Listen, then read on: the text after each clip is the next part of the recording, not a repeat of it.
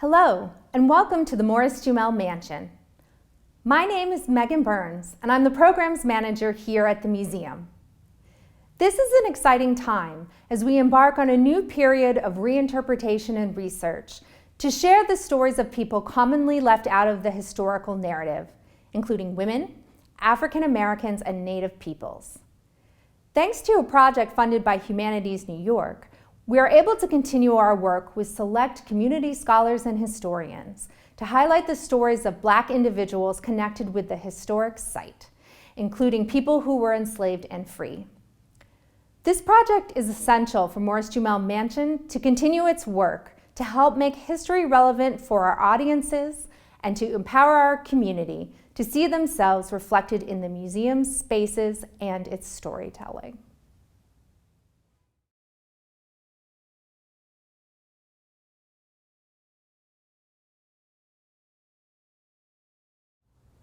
If you have read the book or seen the 2013 film 12 Years a Slave, you've already encountered free woman Anne Hampton Northup and her family.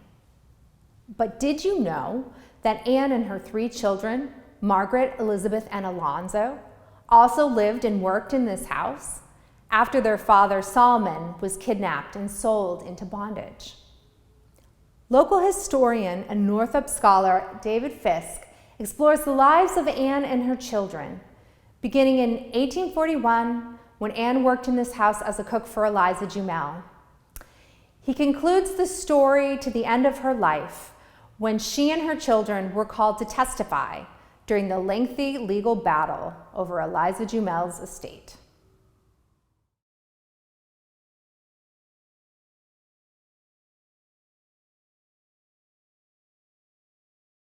So this lecture is on Anne Northup, who was the wife of Solomon Northup.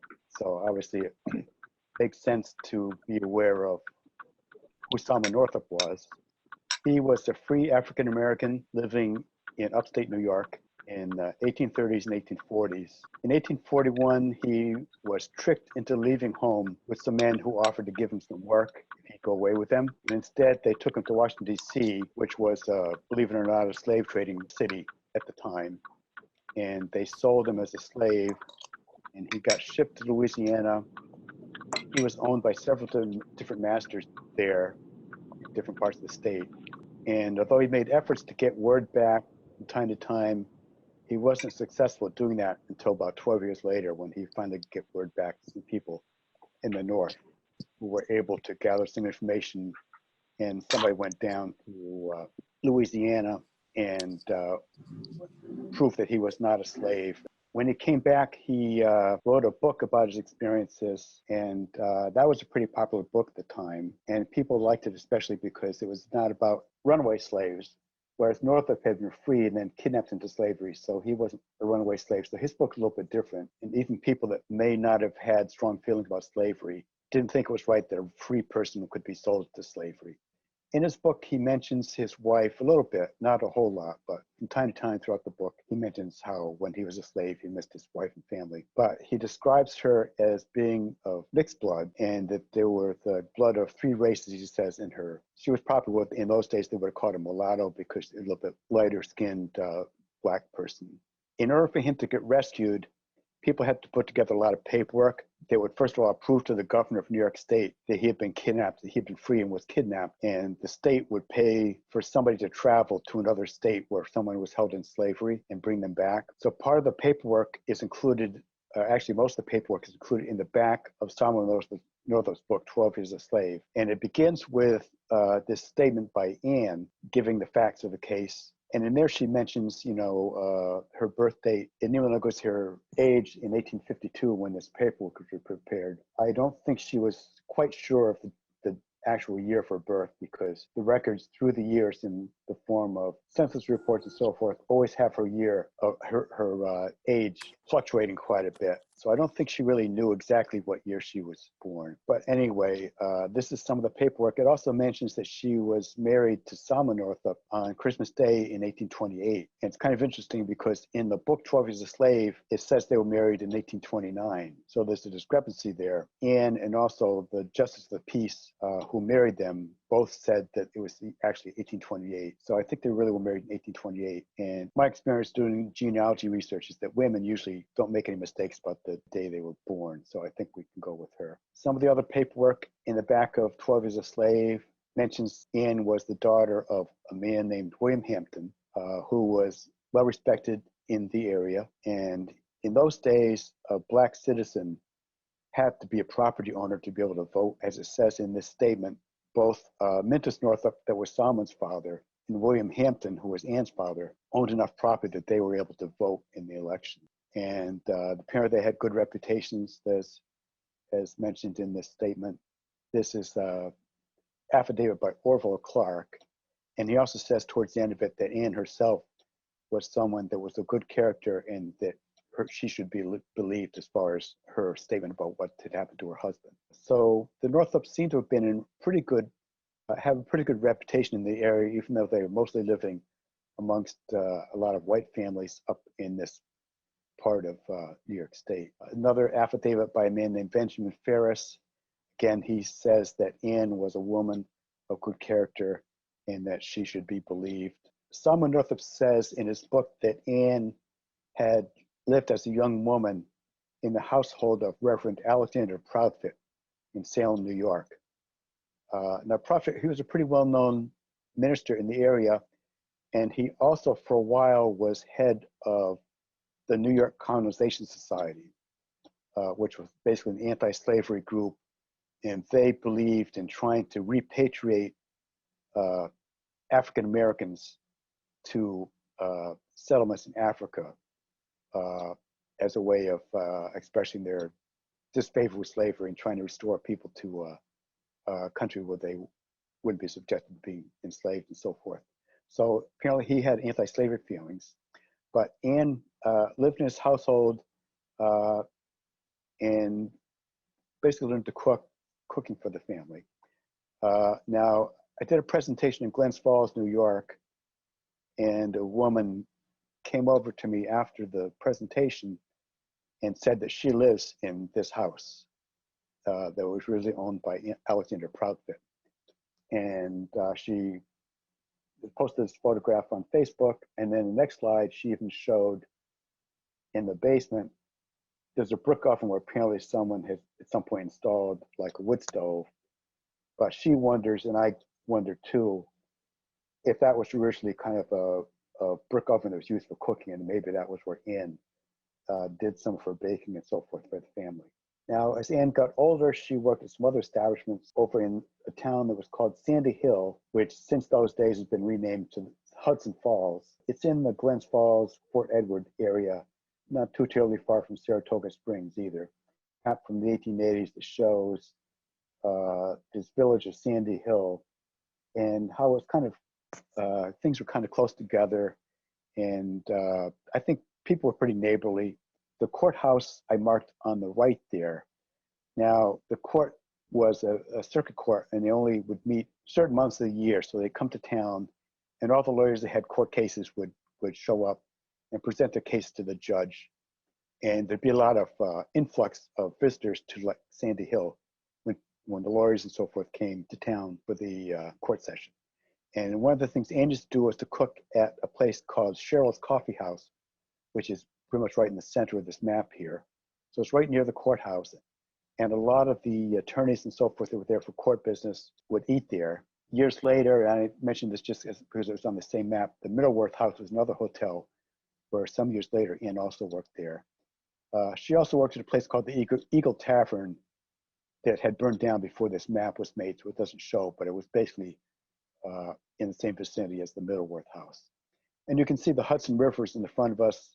In those days, they were, sending logs down the river that had been sawed down further north, and would use the river as transportation to get the logs down. Sandy Hill was kind of a tight-knit community, I think, and people mostly kind of knew each other. This is a photograph. It's a grainy photograph, but on the right is an old picture showing Cheryl's Coffee House. An article about the coffee house some years afterwards mentioned some of the well-known people that used to frequent the establishment, and one of which was General Orville Clark, We just saw his affidavit a little while ago. And also underlined here, I put Henry B. Northup. He was an attorney, but he was a friend of Solomon Northup, and he's the man that ultimately ended up going to Louisiana to find Solomon Northup, and who showed the paperwork that allowed Northup to be freed, and came back with him to New York State 12 years later. Anne probably made a lot of acquaintances because she was a cook there. She probably knew a lot of the noteworthy citizens in Sandy Hill at the time. Another indication that she fit in pretty well with the community and that people liked her and respected her. Again, I mentioned that there was an affidavit by Timothy Eddy, who at the time was a justice of the peace. And he also says that he married Anne and Solomon in 1828 and not in 1829, as it says in Solomon Northup's book. One of the things I've had to do in researching Solomon Northup was to verify things he mentioned in his book to the extent possible, because any book, there's going to be a few little errors here and there. For whatever reason, there's a few dates that are wrong in Solomon Northup's book, apparently. But for the most part, things he mentions, either when he was living in New York State or when he was a slave down south, can be verified. So there seems to be a lot of veracity in his narrative.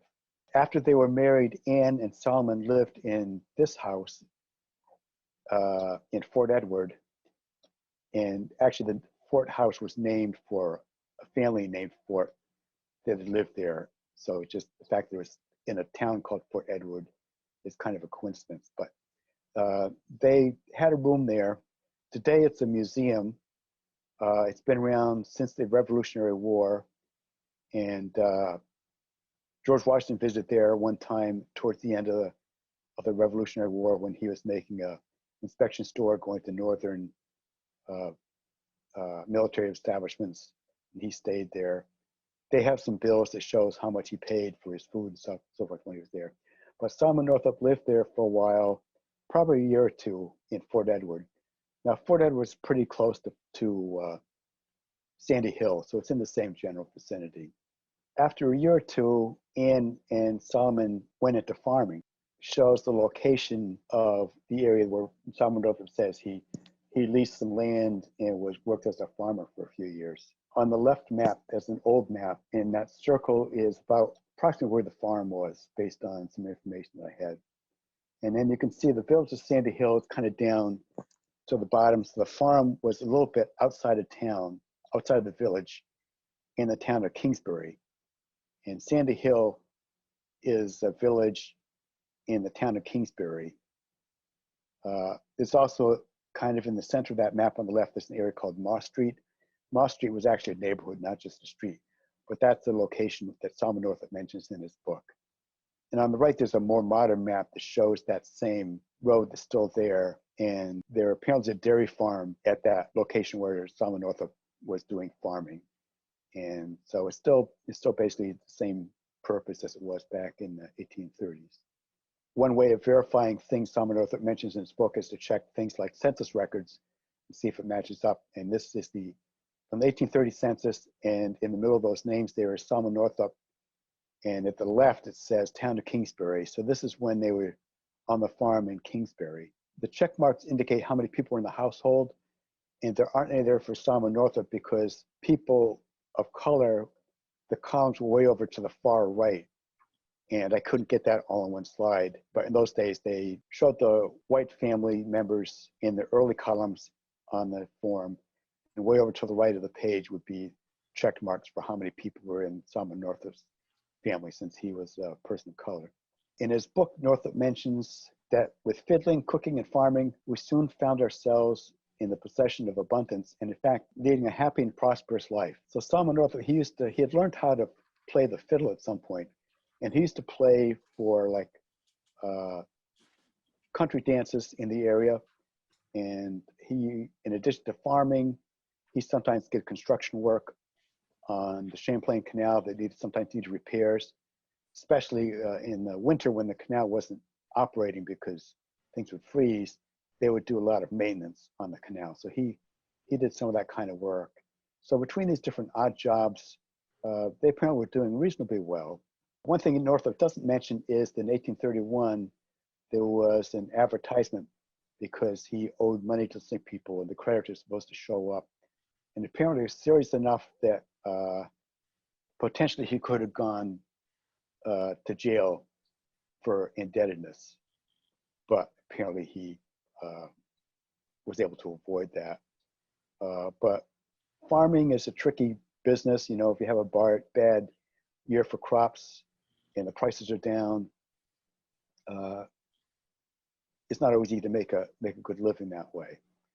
But this was before they moved to Saratoga. So somewhere around after 1831, probably roughly 1833, 1834, they moved to Saratoga Springs, which is probably about 25 miles away from where they had been living.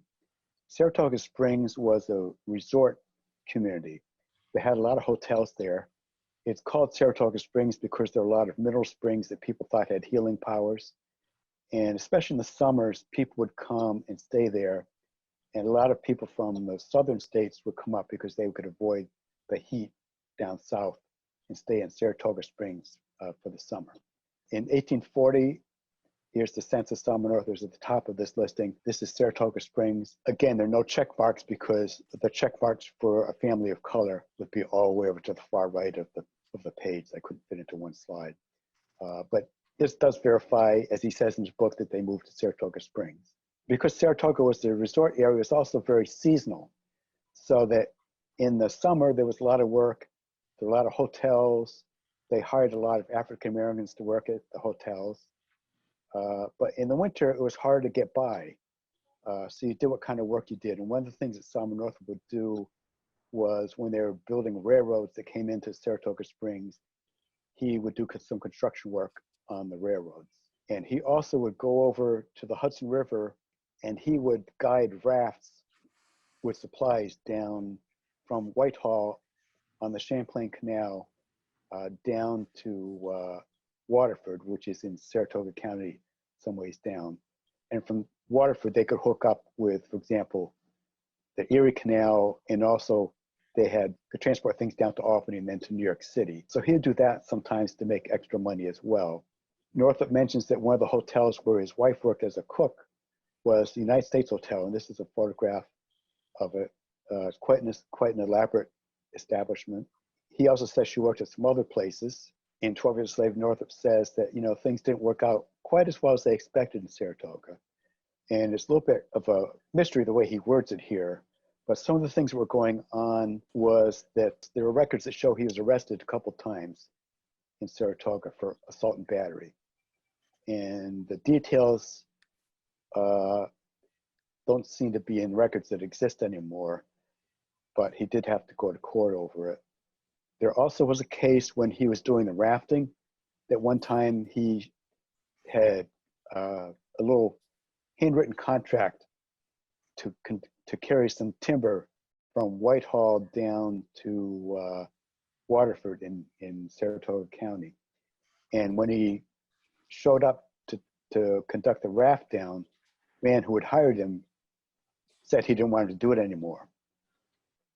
So Northup ended up going to court because he had a contract and the man, you know, fired him at the last minute. And it turns out that the reason the man fired him was he said that Northup was intoxicated and he didn't think that he'd be able to safely get the raft down to Waterford. But Northup testified, and some of the men that he had hired that were going to help him with the raft, who actually were white men, testified on his behalf. And one of them said that, well, it was clear that Northup had been drinking some, but that he wasn't so drunk that he couldn't have handled the raft without any problem.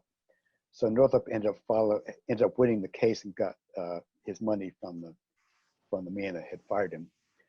But this indicates that, you know, maybe he sometimes, you know, was drinking some. I mean, in those days, a lot of people drank.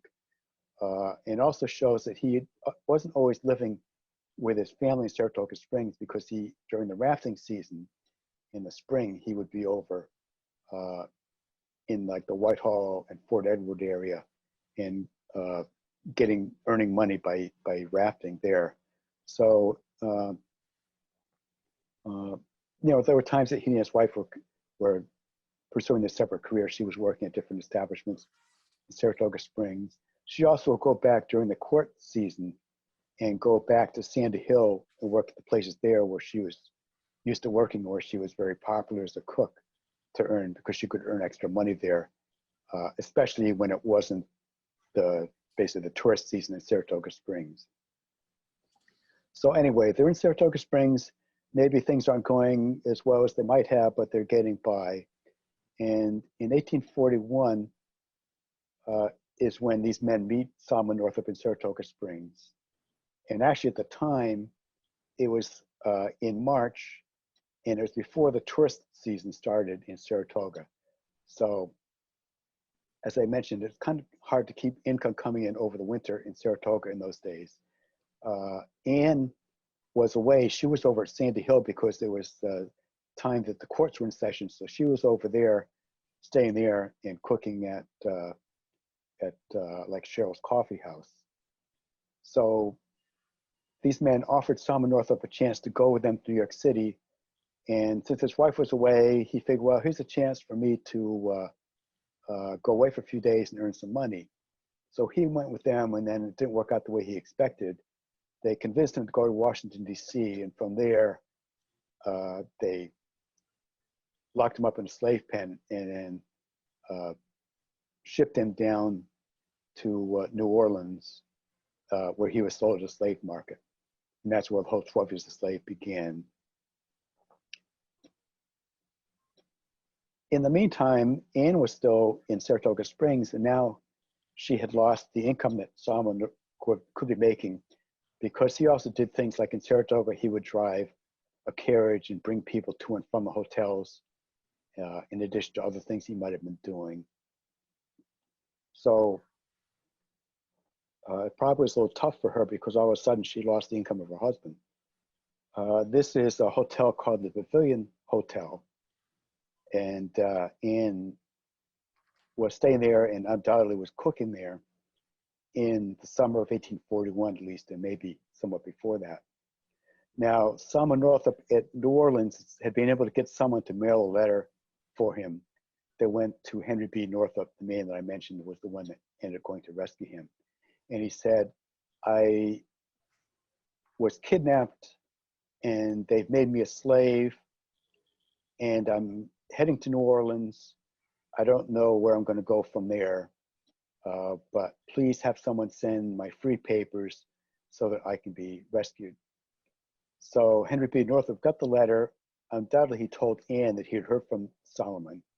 So she knew that he had been kidnapped and hadn't just disappeared or something.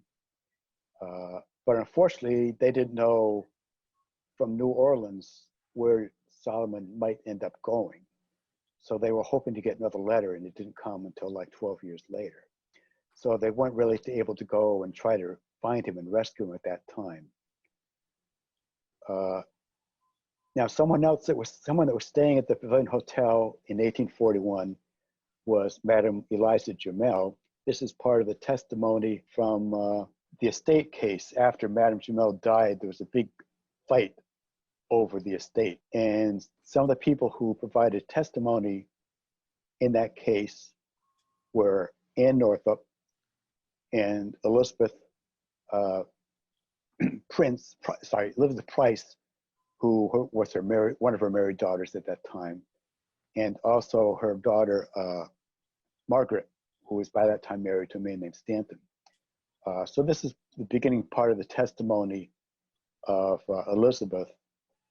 And she mentions that in 1841, in the summer, they were living at the Pavilion Hotel, and that they met Madame Jumel, and that she left Saratoga and went with Madame Jumel in the fall to be her servant, and that later on her mother and her sister and her brother also went down to Madame Jumel's. And all three of the women testified in the case, some from via depositions. Elizabeth was apparently living in New York City at the time, so she actually testified in person, but her sister and her mother both testified in the form of depositions. And they're talking about things that happened 30 years earlier, because they were testifying in 1871, 1872. So their memory's a little bit off, and none of them quite exactly agree. But it seems that Anne was at the mansion for maybe about a year. And then she went back to Saratoga Springs with her son Alonzo. And Elizabeth stayed with Madame Jumel for another year, at least beyond that. And Elizabeth later in her testimony mentions that mostly it was just her and Eliza who lived in the mansion at the time. Now, Anne's daughter Margaret, who was a young girl at the time, they sent her over to Hoboken, New Jersey, to stay with the Chase family that were relatives of Jumel. And she basically was sort of a playmate for their daughter, who was about her age. And then something unusual happened. I don't really understand it completely, but at some point she left the Chase home in New Jersey and went and stayed with a family of color in Harlem for maybe a few months, until her mother came and took her from there and brought her back up to Saratoga Springs. So it's very quizzical why that happened and why she wasn't still staying with the Chase family. But anyway, it seemed that she kind of parted ways a little bit with the Chases and with Madame Jumel, and then her mother brought her back up to Saratoga Springs. Now Elizabeth stayed with Madame Jumel for a while, another year about, and eventually she came back up to the Saratoga area too. Here, of course, is the mansion. This is the photograph from the Library of Congress from probably a little bit later period, but it basically probably looked about like that when Northups were staying there. As I mentioned, things were difficult for Anne because she didn't have the income that her husband would have been bringing in, and yet she was trying to support her family with 3 kids. So in 1846, in March, again, remember, winters are tough in Saratoga in those days because there wasn't as much work as there was in the summertime. So Anne borrowed some money, about close to $20, maybe to get by, and she was supposed to pay it back at the beginning of June in 1846. And she had to put up some of her furniture and so forth as collateral for the loan. So this is a listing of what she put up. And I wonder, some of these things sound a little bit elaborate, and I wonder if maybe some of these things might have even been given to her by Madame Jumel. But it lists a bureau with glass handles, a French bedstead and bedding, a corner bedstead,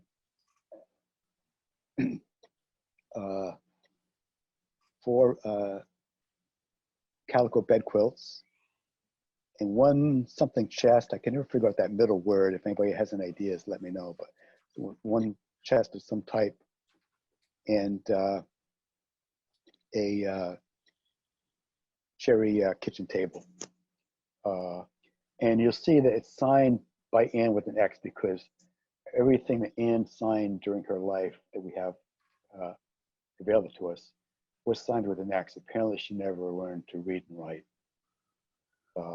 So anyway, in 1846, this is while her husband was still a slave.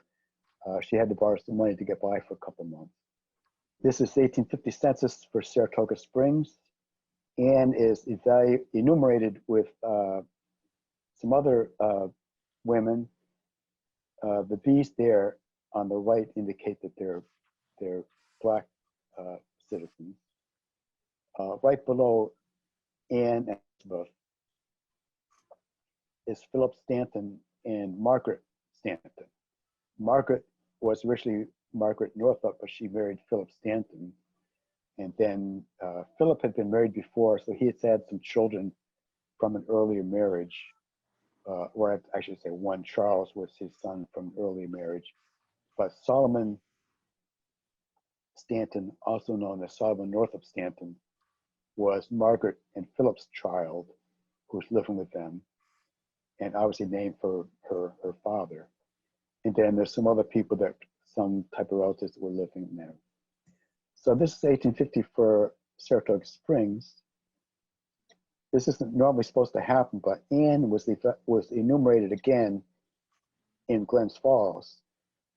And Northup, in his book, says that at some point, Anne and his family moved to Glens Falls, and Anne was working as a cook at a hotel run by Waite Carpenter. So this is the listing for Waite S. Carpenter. And you can see Anne is listed there. So even though she was already enumerated in Saratoga Springs, she's listed a second time in Glens Falls because of basically an error made by the census people. But it's good for us because we can see that what Northup says is true. This is actually working, or probably working there as a cook. Map of Glens Falls at that time. The hotel where she worked is over on that right, kind of that larger structure with the L. Now, Anne's daughter and son-in-law owned property over where I put the red circle over on the left. So it was really only a couple blocks from the hotel. So it would have been handy for Anne to be able to just walk over there and work in the kitchen at the hotel and be able to come and go home very easily. Turned out I got this a little bit out of order, but in 1857, Anne had to borrow some money, about $50. So again, it wasn't always easy for her to get by when her husband was around. Now, by 1857, her husband had been freed, but he was off traveling around giving lectures, and we'll get into that later. But once again, she had to borrow some money. She had 2 years to pay it back, and she hadn't paid it back, so the bank took her to court over it. It turns out this is a little bit out of order when I went back and checked my dates. But anyway, just as an indication, it was sometimes a struggle for Anne to keep things going just based on her own income. Solomon is freed from slavery, comes back to New York State, to Glens Falls, because his family was no longer living in Saratoga Springs. So they went to Glens Falls. This is one of the illustrations from his book that was published in 1853. And it's interesting, you can see in this image, he looks very kind of tall and slim. There are two different artists that did some of the illustrations for the book.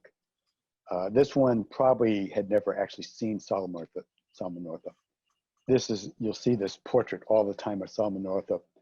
This one was drawn by somebody else, and we believe it was drawn from life. So this artist has actually seen him.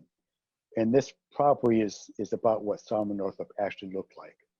So you can see the other artists who did the other illustrations other than this one portrait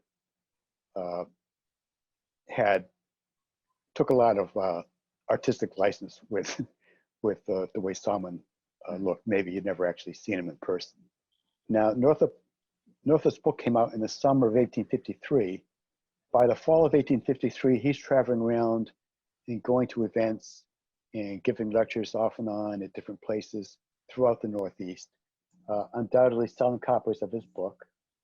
So he's busy kind of doing that. When he wasn't traveling, he was living in Glens Falls with his family. And this is the 1855 state census for Glens Falls. And you can see that the Northups, Solomon, Anne, and Alonzo are actually in the household of Philip Stanton. Now, when Northup got money in the spring of 1853 for his book, he immediately bought some property next to Philip Stanton. So they had adjoining houses. But as I say, he was off traveling around a lot, and he didn't pay the mortgage on that house. So the following January, 1854, he lost it. So apparently by 1855, they're living with his son-in-law and his married daughter, Margaret. The Van Pelt family is another black family that's living next door to them. Interesting, John Van Pelt was a barber, but he had been a barber in Saratoga Springs at the same time that Anne was there and that Solomon Northup was down south. It's possible that the Van Pelts and the Northups had known each other in Saratoga Springs, but certainly they would have known each other in Glens Falls because they lived next door to each other. Now, I mentioned that Solomon Northup had bought a house next to the house of Philip Stanton in Glens Falls, but then he had lost it in a foreclosure. But in 1855, Solomon came into some money and they bought a house in Anne's name only in Glens Falls. And it was in that same general area that I showed on the map before. So you can see this deed, normally a deed from that time would say Solomon Northup and his wife Anne. In this case, it doesn't mention Solomon Northup at all. It's strictly in Anne's name. Now, when Northup was traveling around, sometimes he was incurring debts, and from time to time, people were taken to court over money that he owed. We don't know exactly why he was encumbering these debts, but there's one newspaper item at the time that mentions that when Solomon Northup came across someone who was a runaway slave, that he would be generous to them. So he may have been helping to fund some underground railroad activities and getting to debt that way. But we don't know, maybe he also was just kind of careless with his money and was overspending and getting into financial trouble that way. So I think that when they bought this property, they put it in Anne's name only so that if anybody sued Solomon for something, they would not be able to get her house because it was in her name only. That way she would have a house to live in regardless of what might happen with him or where he was traveling or what kind of financial trouble he might get into. In the 1860 census, here is Anne Northup in Glens Falls. Harry Hampton, I believe, is her brother, because remember, Hampton was her maiden name. And then here's, it's not clear if this Elizabeth is Elizabeth Northup or if it's somebody that was married to Anne's brother, Harry. But right below them, again, next door, is the Philip Stanton family with Margaret, who is Anne's other daughter, and their son Solomon, and their daughter Florence. And again, they're still living next to the Van Pelt family. As I mentioned before, normally a person's only supposed to be enumerated once in the census, but in 1860, Anne again is listed in another place. She's listed as being the cook in the household of this man, H.S. Wilson. There was Hiram S. Wilson, who ran a hotel in the town of Bolton, which is up on Lake George. That's somewhat north of Glens Falls.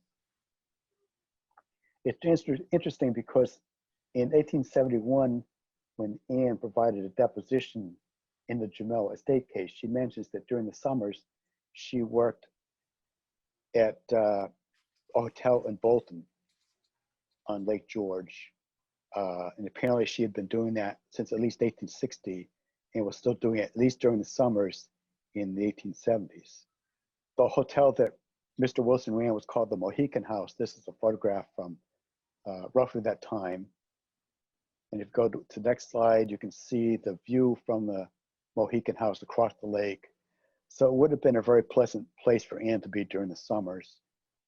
She'd be doing her job cooking there, but also be able to go out and relax on the grounds and enjoy a view of the lake. So this Mohican House was kind of a pretty elaborate place for people to stay. So I think Anne was always in demand by a lot of the notable hotels because of her reputation as a good cook. Hiram Wilson was in the Civil War, and in some of the letters he wrote back to his family, he mentions Anne.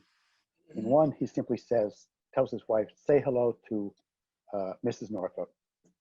In another one, he mentions that they were cooking a chicken with his fellow soldiers and that they cooked it a la Northup. But this one, he actually says, tell Mrs. Northup to send me something if it's nothing but a cake. So he's actually requesting that Anne bake something for him and send it down. So apparently she was, very treasured employee and almost a member of the family, because he even mentioned her in his letters while he was in the Civil War. In 1864, Anne and the Stantons both sold their properties in Glens Falls, and they moved to the town of Monroe, which is just across the Hudson River from Glens Falls. And Philip Stanton was farming there, and Anne probably was not really working at the hotel in Glens Falls anymore, but she may have been privately employed by some people in this neighborhood. If we go to the next slide, in the 1865 census, again, they're still living in the town of Monroe. You can see Anne's name came out more clearly in the listing, but here she's still living with the Stantons.